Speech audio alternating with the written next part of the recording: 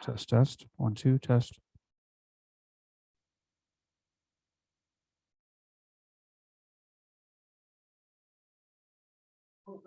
Doing an application on their computer and it's having problems. People told me I should change my users in the browser. Which I reluctant I did. I went around to a series of forced password changes. Oh, I hate that. I know I screwed something up. Yeah, I have a password document. I know you're not supposed to, but yeah, that's probably. The website will force you to change passwords and you use 10 digits, 10 characters. Yep, a special character. You got it. Good evening, everyone. Thank you, Luke.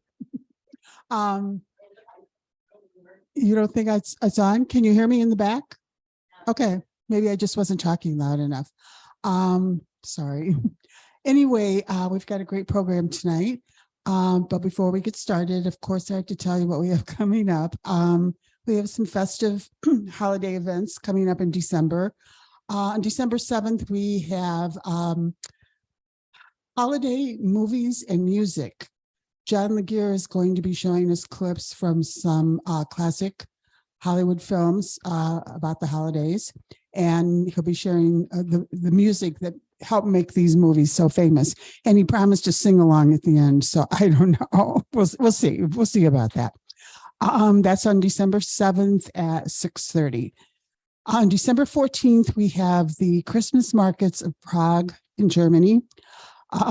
Jean Flynn, who's been with us before talking about different travels, this time is going to tell us about what the local people do in Prague and certain areas of Germany have these Christmas markets all about the food and the music and the gifts. And it looks very interesting and I don't know, just something festive for the season. And our Arts Alive concert is on December 11th, which is a Sunday at 2 p.m. We're having the Canterbury Carolers. They are a group and they will be dressed in full Victorian costume and they sing original, I don't know if that's the right word, old time traditional Christmas carols. There won't be any Jingle Bell Rock. This is all about from Victorian era or before. So that should be fun. Please register for that program and for any other ones online or downstairs at the front desk if you'd like to come to any of them. Okay, so tonight we have some books over here that relate to tonight's program. Just a few relating to the areas and the cuisines that Brian is going to be talking about. And we have a lot more downstairs and you can go browse through and check those out too. So tonight we have with us Brian Michalski. We were just discussing, he's been with us many times and he always has a great program about his backpacking around the world. But tonight he's going to focus on the cuisine of Central and South America. He's going to share recipes and make restaurant recommendations. And knowing Brian, there'll be a lot more background than that. So please welcome Brian Michalski. Thank you. Thank you, everyone, for coming. It's great to see your smiling faces on this cold evening. I love working with Janet. She's been one of my earliest supporters and giving me confidence to continue this public speaking thing. So as she said, we'll kind of veer off the path of a traditional travelogue this evening and take kind of this detour towards the cuisine as we head to Latin America. Our menu, our agenda, broken up into 3 parts, as you can see. First, the aperitivo. This is where I'm going to give you a brief background about Central and South America, kind of give you a reminder of geography, a couple important notes there. Then we'll get to plato principal. This is where I'll take you through each of the 6 countries that I visited in both of these areas of the world. As Janet said, I'll share information about their local economies, as well as recipes that you can make in your own kitchen. And I'll also share some local Chicagoland restaurant recommendations with you. Lastly, postre, for dessert. I will share my key takeaways with you about the places, the people, the food, and that is when I will look forward to answering your questions. So kindly save those for the end. And as promised, we'll hit the aperitivo. Before we get to the food, I'll just refresh your memory. I grew up not too far from here, and I used to teach in the classroom. So kindergarten, first and second grade. 5 years, I taught the little ones and then basically got itchy feet. So as much as I loved the kids, I wanted to see the world.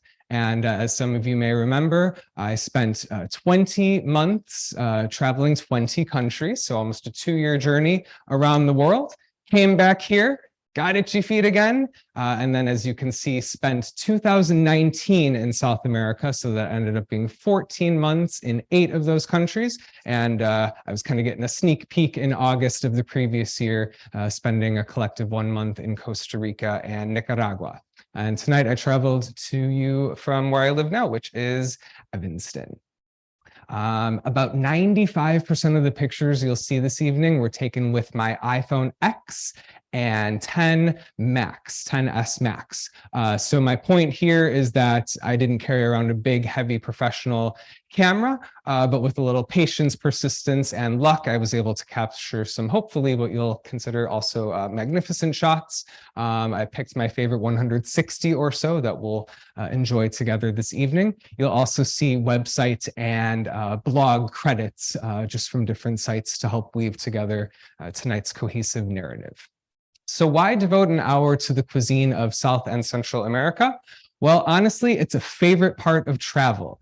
Eating is a necessity that we have to navigate one way or the other 2 or 3 times a day. So in my opinion, what a fun experimentation and way to submerge yourself in the local flavors.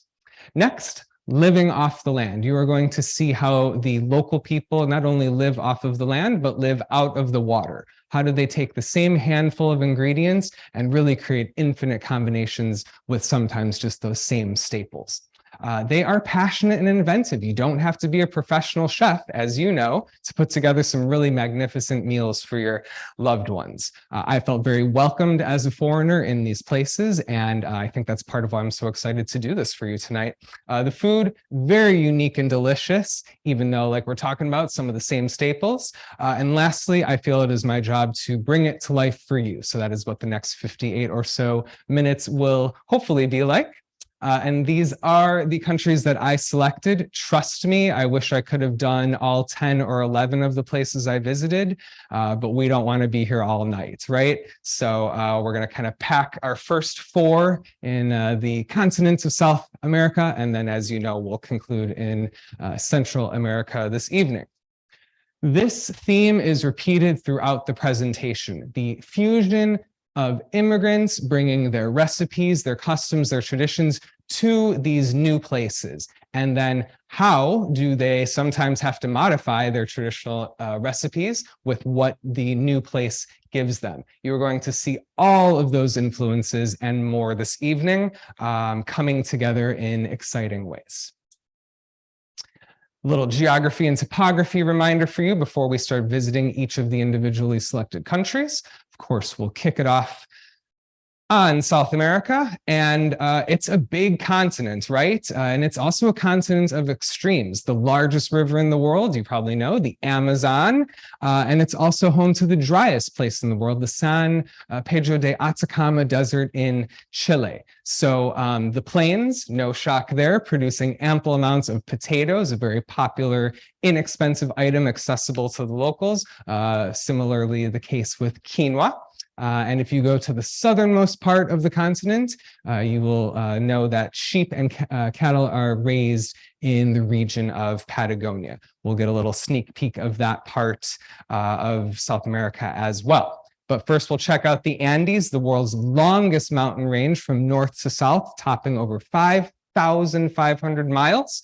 Llama, not just decorations, right? They actually consume the llama meat as a primary source of protein. The people of the Andes do. They also consume something called chupe andino. This is a fatty, rich meat stew, generally consumed in colder weather. To the Pampas of South America next we go. This is an over 460,000 square mile fertile lowland, mostly covering Argentina, Uruguay, and the southern portion of Brazil. heavy influence of Italian as well as Spanish influences.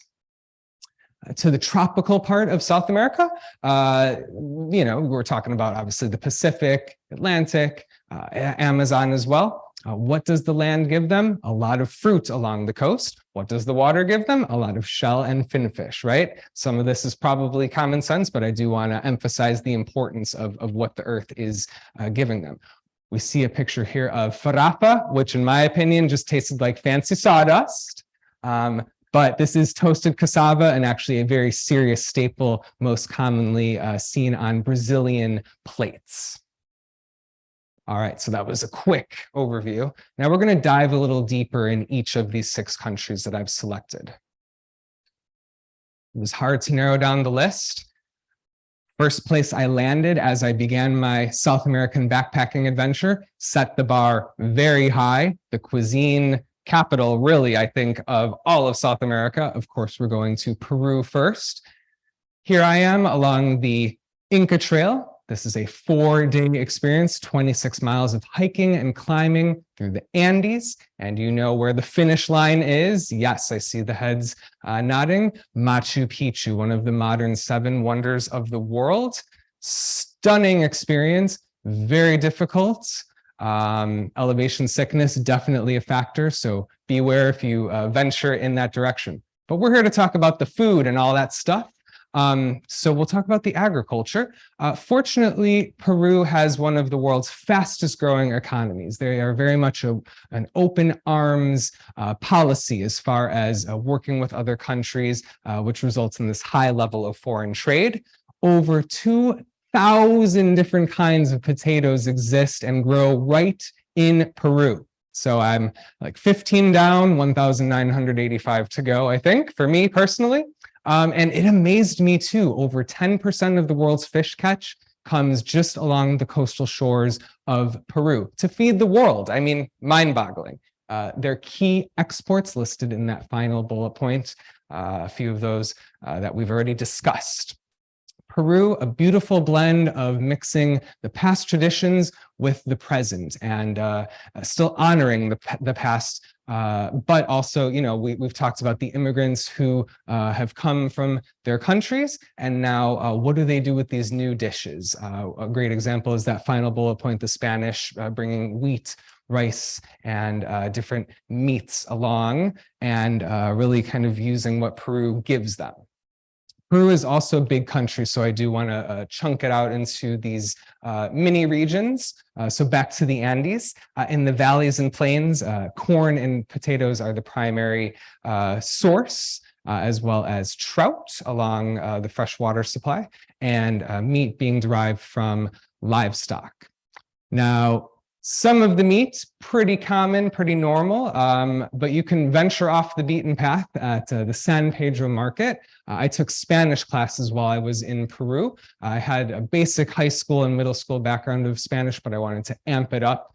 So in addition to having Duolingo on my phone, conversing with local people, I did take these formal Spanish classes. And on Fridays, we had field trips, and at San Pedro market, you're probably recognizing guinea pigs. Yes, called cuy, C-U-Y. This is a delicacy, and actually the guinea pig is served at weddings of Peru's elite. You can have your guinea pig grilled on the left or fried on the right. I have to say I preferred the latter. Kind of reminded me of those home fried chicken vibes a little bit. They're about $20 per whole guinea pig in obviously American dollars we're talking. That was pretty tasty. I know that might be a little difficult for some people to comprehend. Along the coast of Peru, fish coming from their main water sources. Oh my gosh, big plump servings of grilled octopus, just like we see in the photo here. Also ceviche, the national dish, which I'll get into a little more. Camote refers to the sweet potato in the 12 o'clock position. Lots of fun street foods in Peru. You could probably have a different one every day and not repeat. Empanadas, the fried mini meat or vegetable or seafood savory pastry. A little more adventurous, we've got anticuchos. These are cow hearts that are marinated, sliced, and grilled, of course, skewered. You might notice a couple potatoes buried beneath. Very tender and juicy, reminiscent of steak, for sure, quite tasty. Oh, and I should go back because those sauces, not necessarily spicy. South America, you're not going to get a lot of spice with most of the dishes. So these are more like savory herbal sauces that you can accompany it with. To the Peruvian Amazon, of course, the local people utilizing what the rainforest gives them. I did not taste turtle. It is very expensive and difficult to find. I did, however, taste suri, a little protein-rich delicacy that people in the Amazon will just grill, or in this case, hack open the coconut-like fruit, eat them right out of there. And on my tour, I was talked into doing that.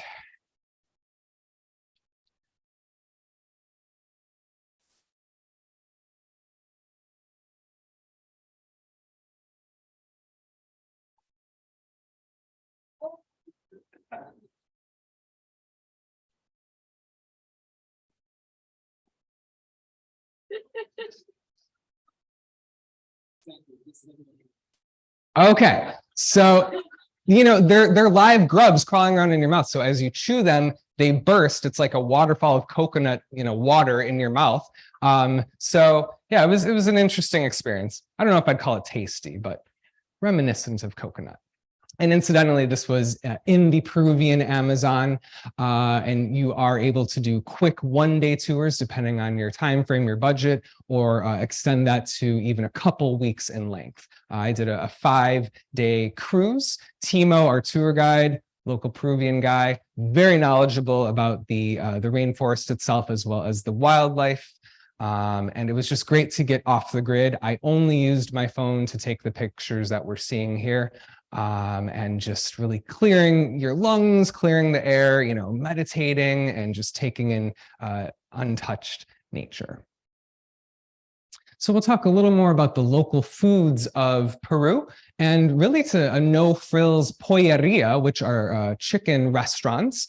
So for about $2 or $3 American, you can get a half or quarter chicken like you see here, roasted. It's going to have any number of these sides. Salad could be rotated in. And yeah, they're just really delicious and tasty, nice budget-friendly item. You could step it up with grilled alpaca. This reminded me a lot of filet mignon, tender, juicy, not to be cooked past medium as it will tend to shrink and get tough. All you need is a little sprinkle of salt on there. Any local foraged vegetables to accompany it, always a go-to. Inca Cola, a bubblegum flavored cola available only in Peru. A nice sweet treat when you need a little afternoon kick if you're kind of tired of the coffee thing, or that big yummy pile of mush. It is a stuffed pepper called a rocoto relleno, famous in the southern part of Peru. And you could, again, rotate in any protein that you're in the mood for, in this case, ground beef being the choice there. For dessert, we're having picarones. These are donuts of a sweet potato and pumpkin puree, fresh fried right in front of your eyes and drizzled with what we would liken to like a maple syrup.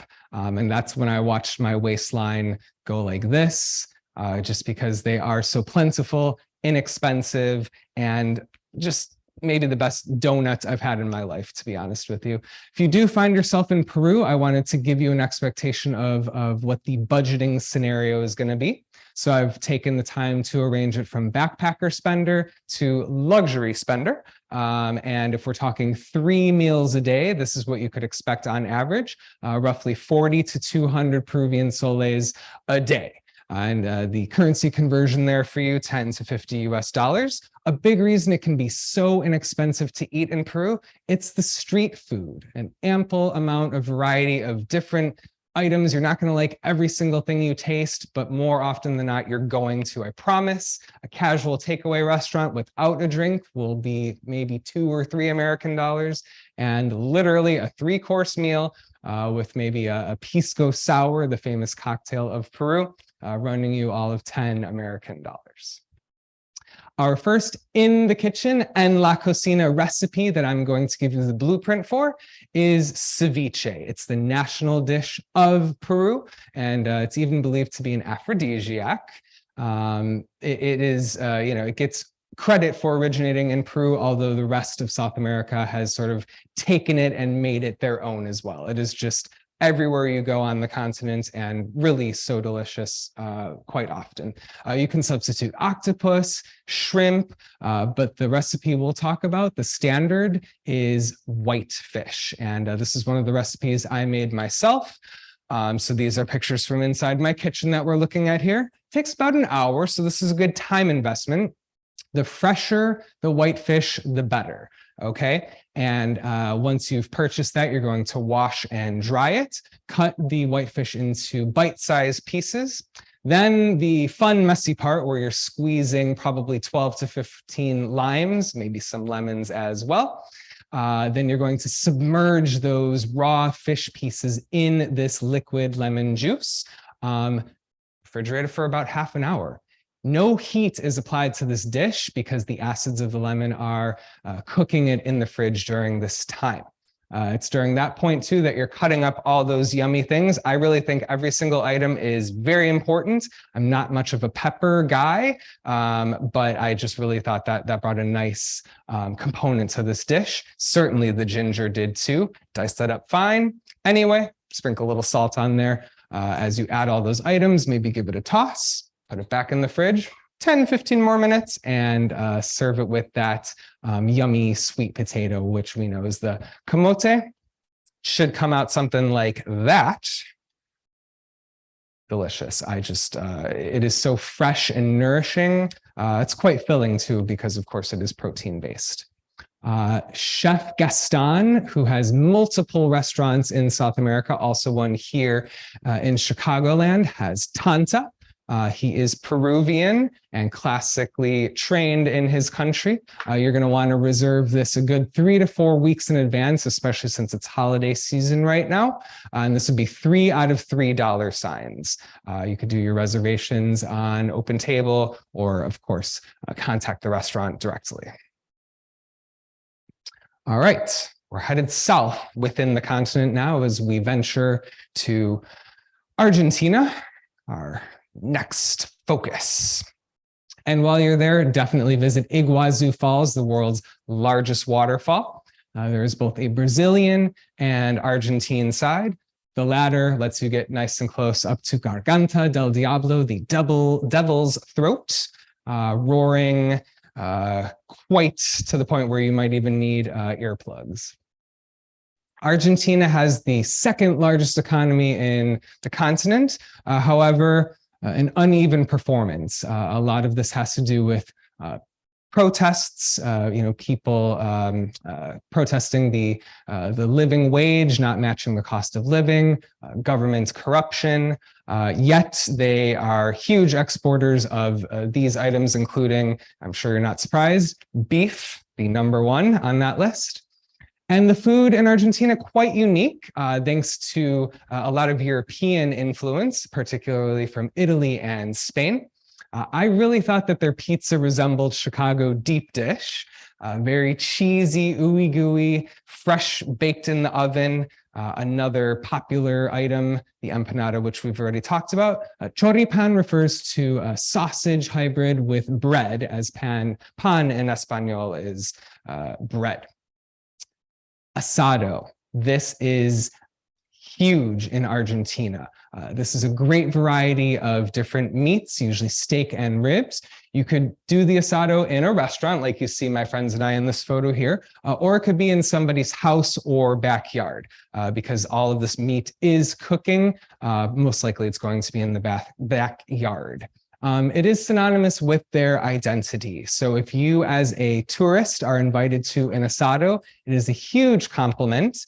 I made friends with my neighbors in the Airbnb that I stayed at. One of them was Dr. Nico, and he not only invited me to an asado, but he is here to share a little more information about it. I am Brian's friend. I am from Buenos Aires, Argentina, and I want to talk about our favorite meal, which is called asado. It is like a barbecue, but it's not just about just grill meat and eat it. We really enjoy the whole process, making the fire, and we don't care about smoke. We really love it, and we love to share it with friends or family. And of course, we usually drink wine with it. And yeah, of course, if you're a vegetarian, you can grill some vegetables too. I really appreciate him doing that. And I still keep in touch with him. We actually just talked on WhatsApp today, as a matter of fact. So very rewarding to have made those connections with local people living in Argentina and other countries, of course. So we're headed to Mendoza next, because what are you going to pair with your meat? A glass of wine, probably red wine coming from Luján de Cuyo. This is one of the major regions in Mendoza, giving us ample amounts of Cabernet Sauvignon as well as Malbec as far as reds are concerned. Or if you're a white wine fan, fear not, because Chardonnay does quite well here, thanks to the elevation, rich fertile soils, and plentiful sunshine. Definitely do some tours and tastings. In Argentina, the wine is generally less than $5 a bottle, and we're talking a good bottle of wine. So if you really wanted to splurge, you might spend all of $8 American on just a bottle. The pricing structure very similar in Argentina as it was to Peru. Bodegas, those are basically no frills, in and out lunch restaurants. So maybe 700 Argentine soles there for about the peso for about $7 American. Beer at the bar, as much as a wine culture as they are, they enjoy their beer there. So it is inexpensive, about $2 per glass. Now, I threw in Patagonia as a bonus. This is the southernmost part of South America, governed by both Chile as well as Argentina. And they have kind of a unique take on cuisine, and a lot of it is by necessity and kind of their limits or access to different crops, vegetables, and different meats. This is the probably most iconic shot that you'll see in Patagonia, Mirador Base Las Torres in Torres del Paine National Park. Or you could go to the southernmost city in the entire world, to Ushuaia. This is in Argentine Patagonia, and that is Tierra del Fuego, the Bay of Fires National Park. I spent 6 weeks in Patagonia, and in fact, I do 1 hour just on Patagonia. That's how much I really fell in love with that place. But back to the food, they have to live off the land, the local land, because it's way too expensive to be importing items. Patagonia is very inaccessible, so it's sort of a self-contained area in a lot of ways. Their diet, similar to the porteños of Buenos Aires, the people who live in Argentina. However, you want to add on a layer in Patagonia of coastal seafood, as well as deer and boar. The signature dish in Patagonia, you see it right there. Cordero al Pajo. This is lamb, and most people consider this to be the most traditional Patagonian meat. So that is pretty much exactly how you see it presented. It's roasted on a stick, maybe a dash of salt on there, and it's low and slow over a long period of time. So if you are invited to a fiesta or a party, you're going to be eating little tapas and appetizers, having coffee, glasses of wine, and maybe after 5, 6, 8 hours later, finally, the Cordero al Pajo is ready. I was surprised to learn, too, that craft beer thrives in Patagonia. And again, we have this immigrant influence, right? The Germans bringing along with them their brewmaster skills. Fast forward to today, almost 100 microbreweries, mostly in the northern half of Patagonia. All those ingredients, certainly locally sourced. I was lucky enough to take an estancia tour. This is a ranch house called Rio Mitre, led by two gauchos, two brothers who inherited the estancia from their now deceased father.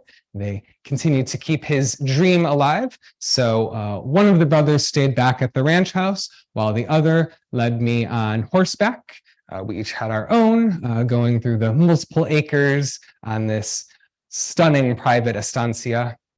My feet wanted to fall off. It was very cold in Patagonian winter, but so beautiful that you just kind of forget your body after a while. This is where I got to meet my lunch and enjoyed it here in the ranch house. An unbelievable backyard that they have very close to a glacier called Perito Moreno. Sweet treats also in Bariloche.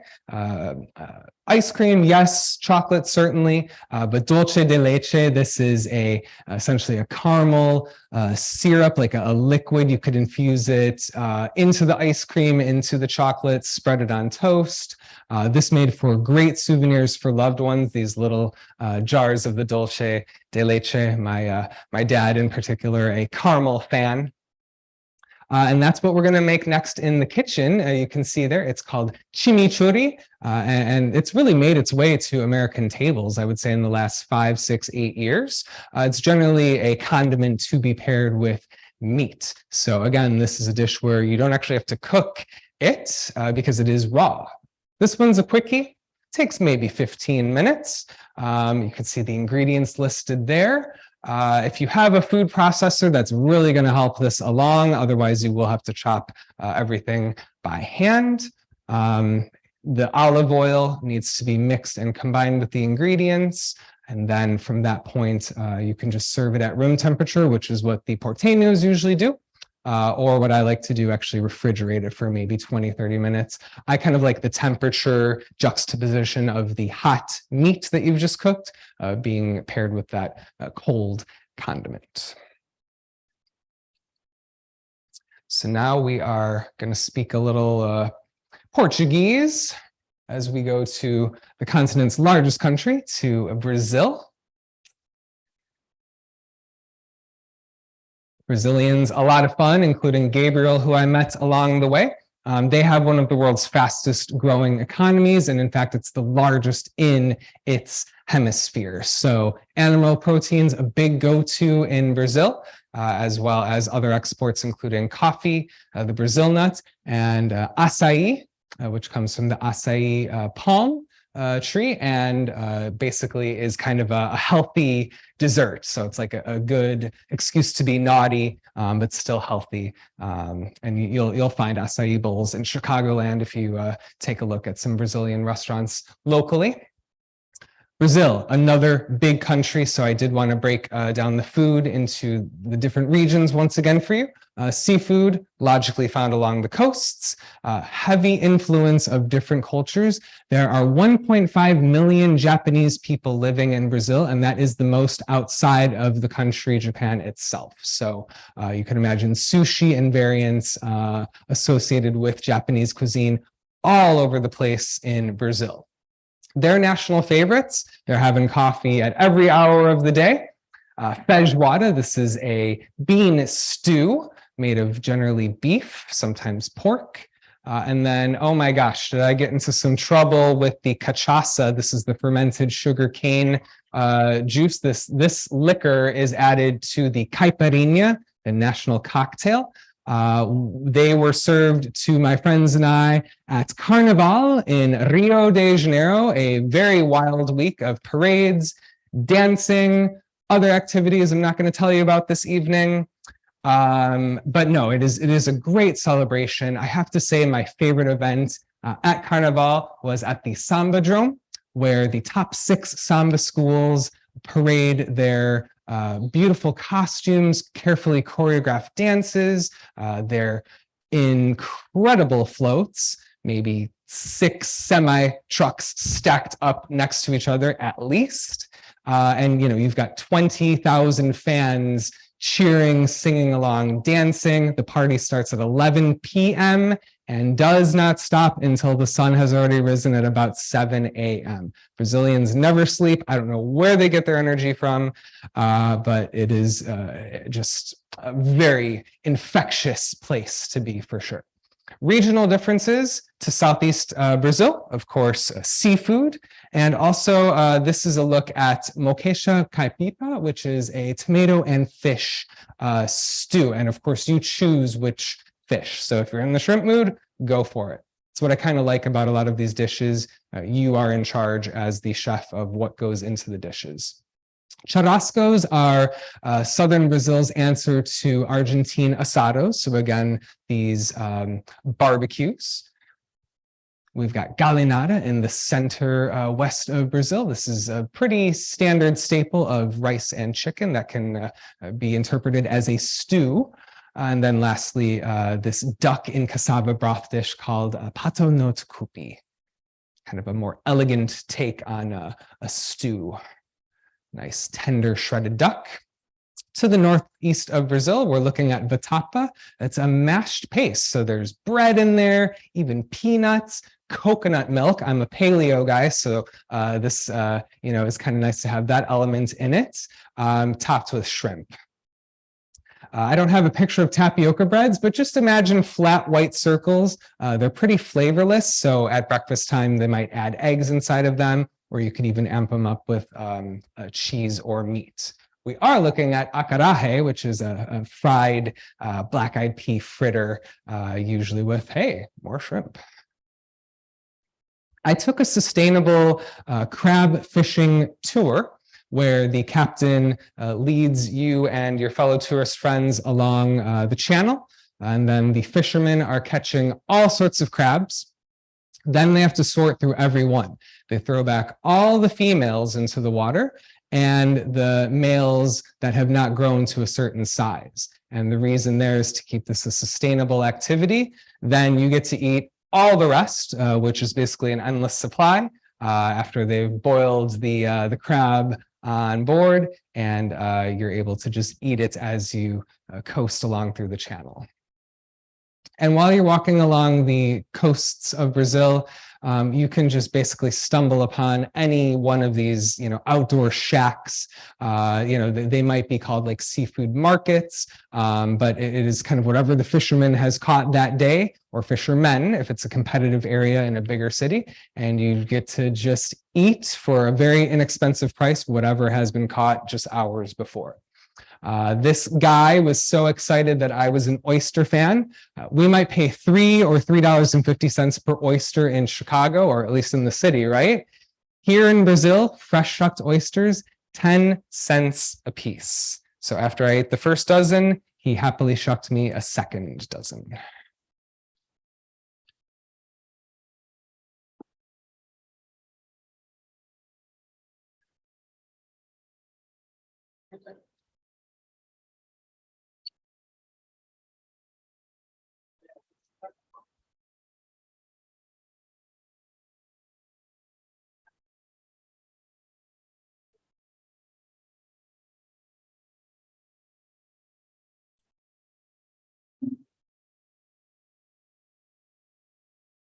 Not my best videography ever, but you might have seen that quick pan out to the water, and you saw a lot of floating boats. Of course, more fishermen doing their jobs.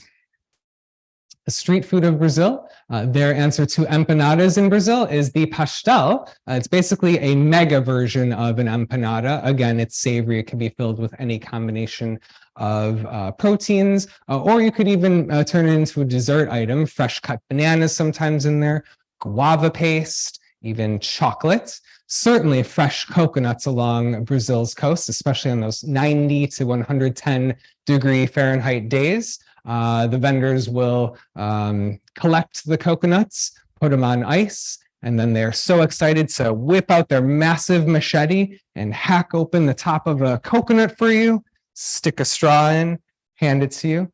You get that nourishing coconut water in there. Give it back to the vendor. He hacks it open again to split it, and then you can gouge out the meat which is again just so delicious. It's the perfect combo as you are enjoying the coast of Brazil. Daily average, even cheaper here than the other countries that we've visited.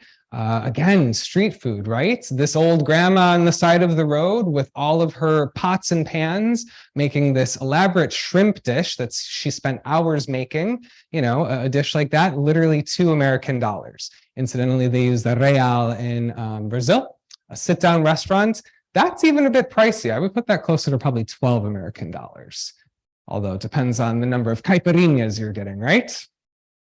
Here in Chicago, you're going to have to go to Western Avenue for Brazil Legal Cafe. It's no frills. It's kind of a walk up to the counter sort of place. Some staples. This would be $1 out of $3 signs. Certainly no reservations required. They only have a Facebook page, and you can see it listed there. Oh, and I should mention all these recipes, all these restaurant recommendations, those are in your resource guide. So don't feel like you have to memorize this or jot too many notes down. I'm sure you figured that out already, but I just want to mention that. Now, it's important to mention climate change here because it's not only affecting one part of the world, this is a universal problem. And in South America, the Amazon is burning. So it had been a carbon sink that was taking in, you know, quantities of carbon dioxide, but not releasing it. That is no longer consistently the case. Another element to focus on is the fact that oceans are warming and becoming inhospitable for the sea life to live in, too acidic. Compound that with extreme flooding events more frequent than ever, and also key water sources evaporating, just totally disappearing. And you take, you know, Patagonia, where we've already mentioned, glaciers literally melting and disappearing. So communities that had relied on the runoff of the fresh water now at dangerously low levels.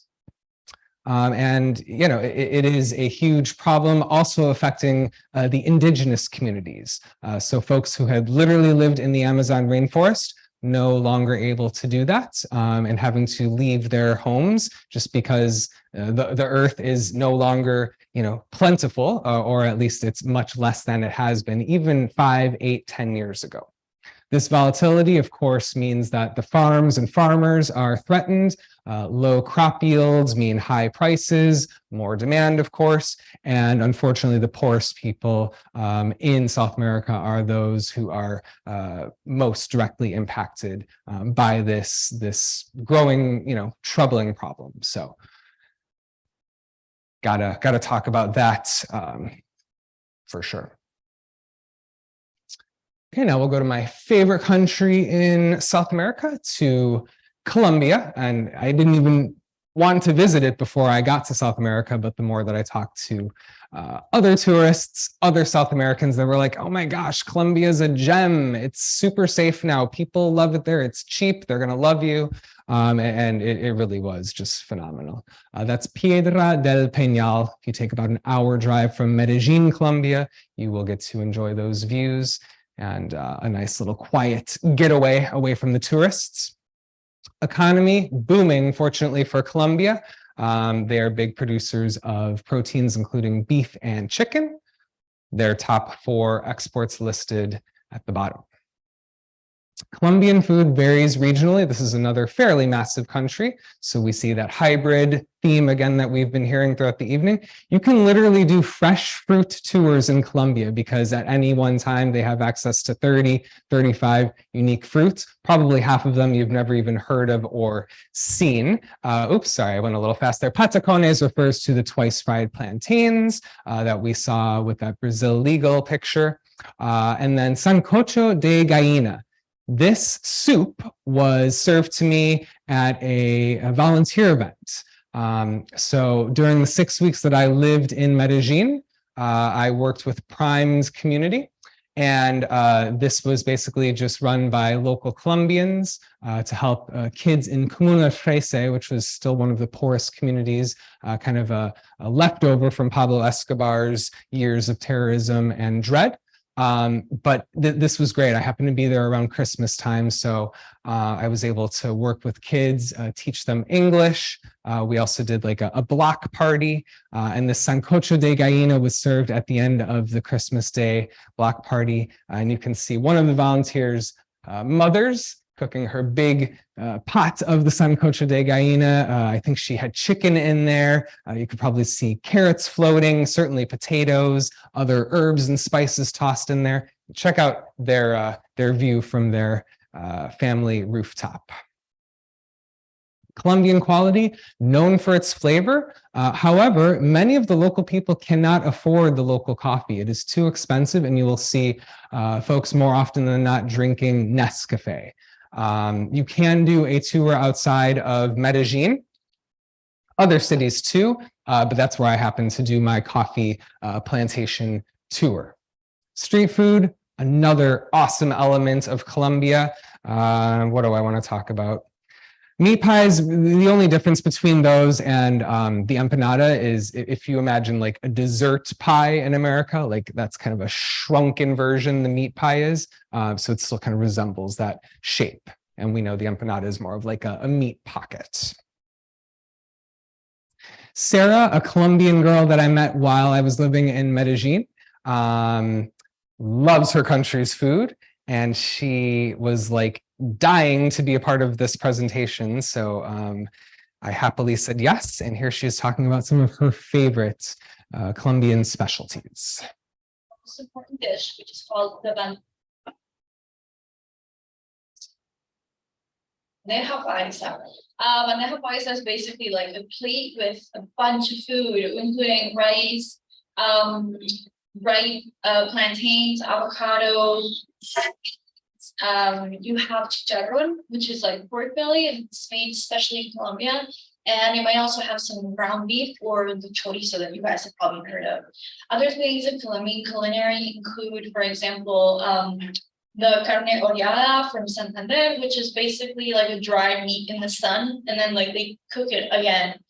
You guys can find empanadas, buñuelos. Usually we have those for breakfast, as well as almojábanas and pan de quesos, which are like little tiny, little donuts, I guess, of bread. And that first item that she talked about, the bandeja de paisa, is there. A lot of different flavors, right? You're probably imagining the sweetness of the plantain, the savory aspect of the sausages. And it's kind of fun because you can just kind of mix and match, blend different flavors together. Some fairly simple dishes, but when they come together, it creates a fun medley. Sarah and her roommate also gave me a private local food tour in Medellin. This was super cool. They took me to all these off the beaten path restaurants and little street food stalls tucked away in the little corners. And that's where I learned about buñuelos, those deep fried dough balls that happened to be served during the time that I was there. Also arepas, this is a big one, cornmeal patties. You can fry or bake them. You can add cheese or not. They're going to be delicious regardless and quite inexpensive. So this was very delicious. You could also amp it up and do the Venezuelan version of an arepa, where they cram about 16 different items, including fried pork, local vegetables, pickled items in there. I mean, talk about a hearty meal, just that little handful you've got there. Again, street food as you're just casually walking down the streets, chatting it up with locals, probably, hopefully practicing your Spanish. And that's what we're going to make in La Cocina next, arepas. So it gets credit from indigenous times, which is now modern day Colombia and Venezuela. It's usually served even at breakfast, but again, like I said, street food too, quick snack. And it's also quick to make, 20 minutes roughly speaking.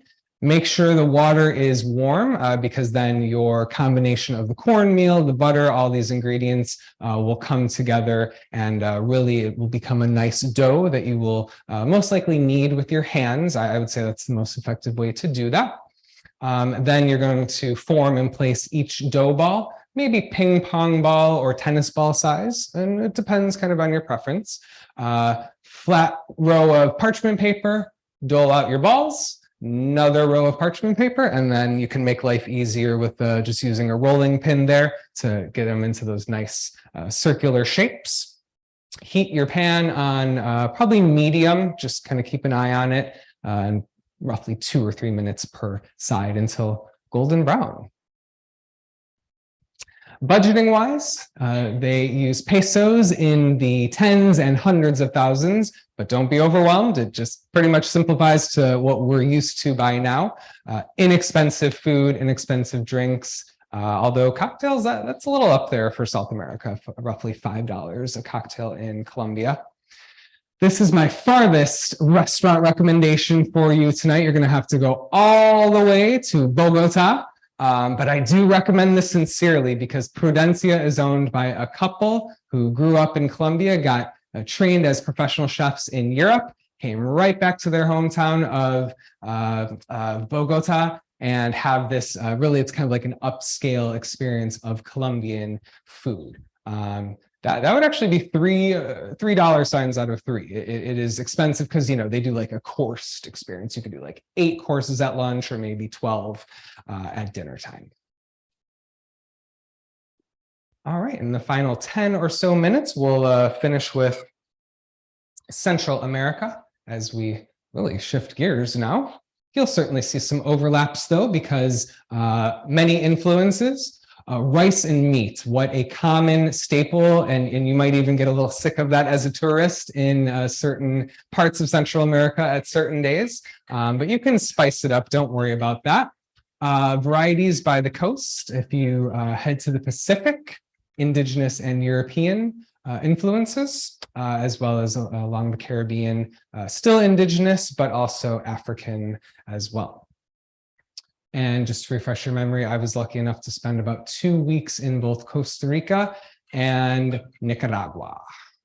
So that's where we will go to for country number 5. Nicaragua, beautiful outdoor opportunities. It's a great country to be active and stay active because you can hike and climb volcanoes that are active. Cerro Negro, time that out with a sled experience going down at sunset. You've got to carry the sled all the way up those 2 hours of climbing, but easier to come down. Certainly fun.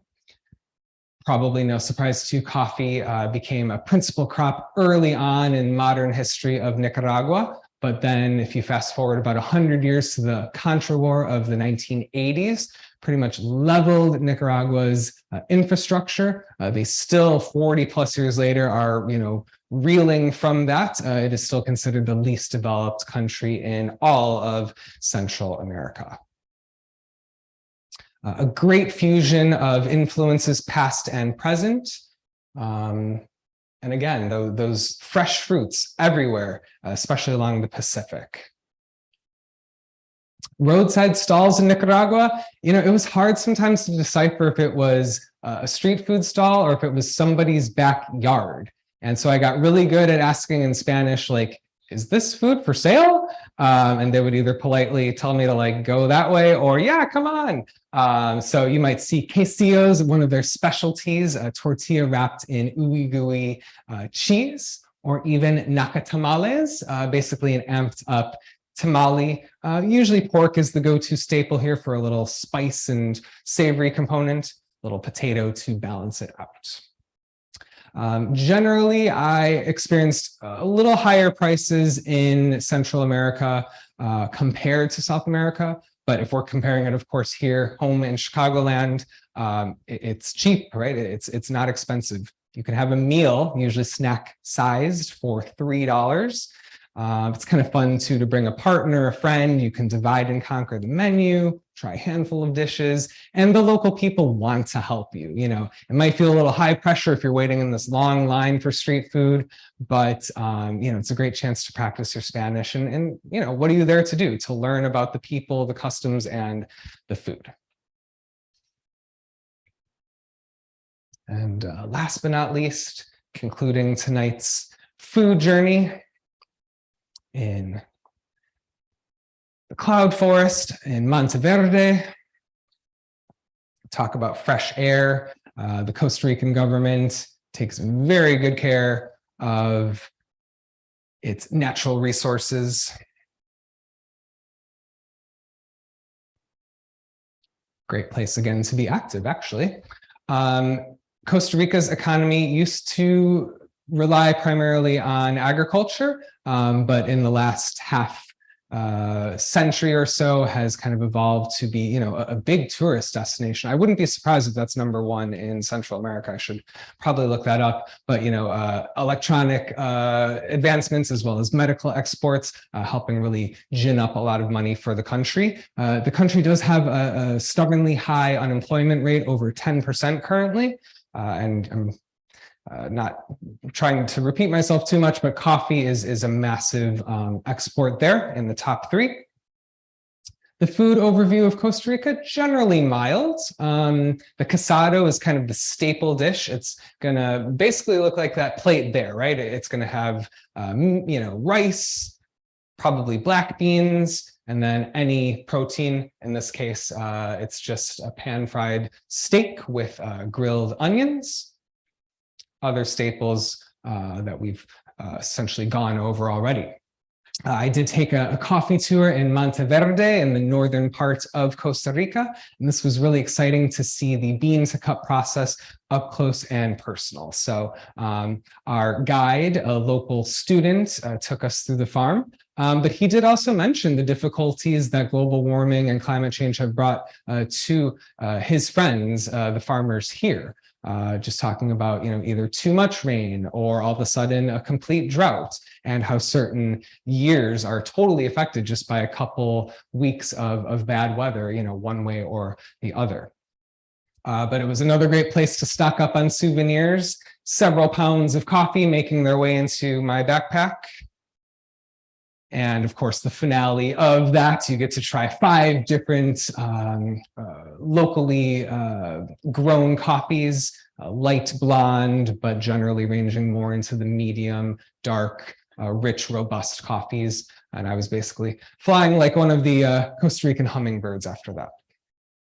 This would be the most expensive of the 6 places that we visited tonight, but do save up your money for at least 1 seafood meal per day, whether it's lunch or dinner. I don't think that matters all that much. It's going to run you close to $20, but again, fresh caught, and it's their specialty. It's really what they thrive on.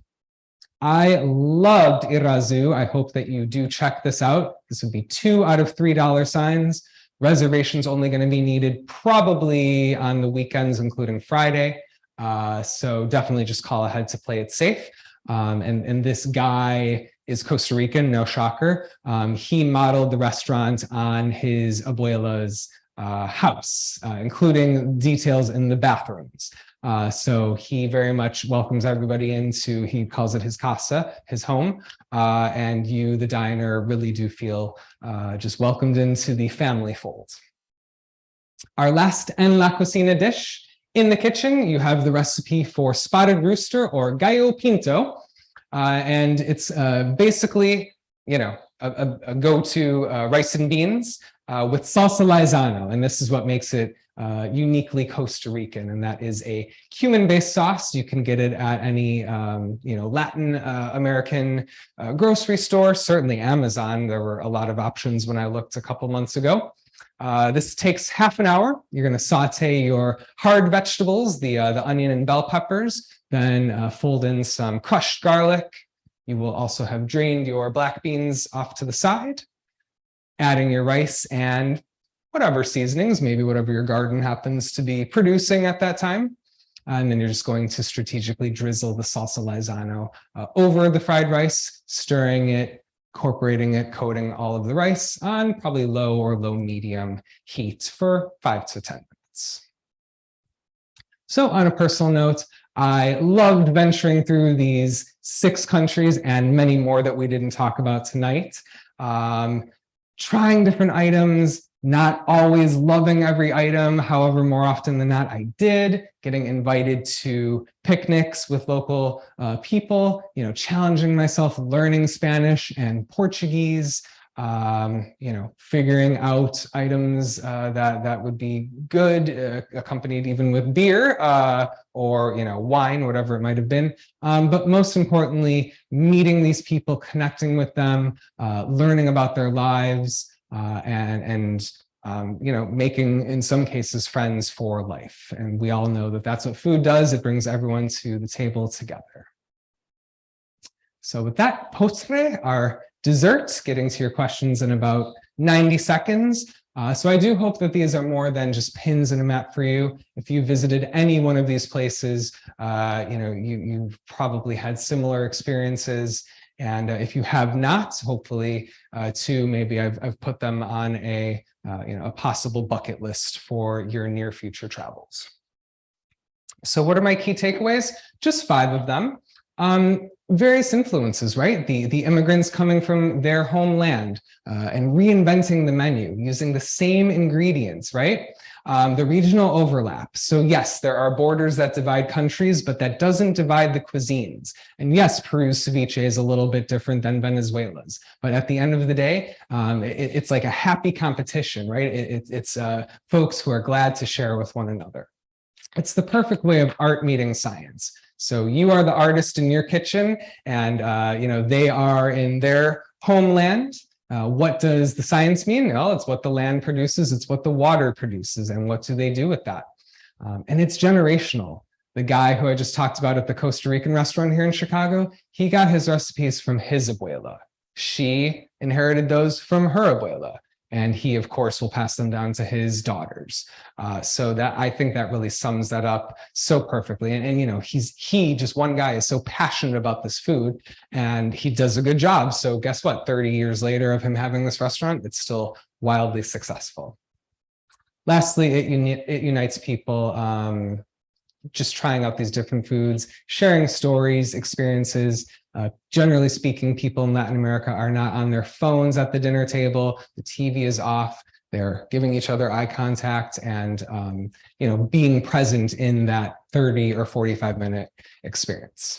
If you're curious what I'm up to, I tutor 10 students a week. I intrude their homes for 1 hour. Each student, kindergarten through 5th grade, a little bit of reading, a little bit of math. When the sun sets, which is pretty early these days, I give these lectures at night, different topics. You've kindly hosted me for, I think 3 now, so I really appreciate that. And I don't have anything on the calendar now for more trips, but you bet that I have something very exciting brewing for next year that I'm going to hold off on details about, and maybe get to share a little more with that with you on that another time. My blog, Endless Passport. Feel free to share your feedback with me, suggestions, etc. at Brian@Endless Passport. That's my personal email. I do check and respond to every single one. Instagram, and of course, Facebook to finish. All that stuff is in your resource guide. Don't feel like you have to jot it down. May your map be filled with many pins. Thank you, everybody, and I hope you enjoyed tonight's Latin American Cuisine Quest. Thank you. And I really appreciate you holding on to your questions. Now I would love to answer any number of those if you would raise your hand. Yes. Which country was it? You said like the nice cold sauce kind of thing, parsley chopped up and chopped up in a bowl of eating English bowl. What was that? Let's see. Parsley under it. Was it near the beginning? Was it one of the dishes that I talked about, like a blueprint for the recipes? Was it chimichurri, the Argentine condiment?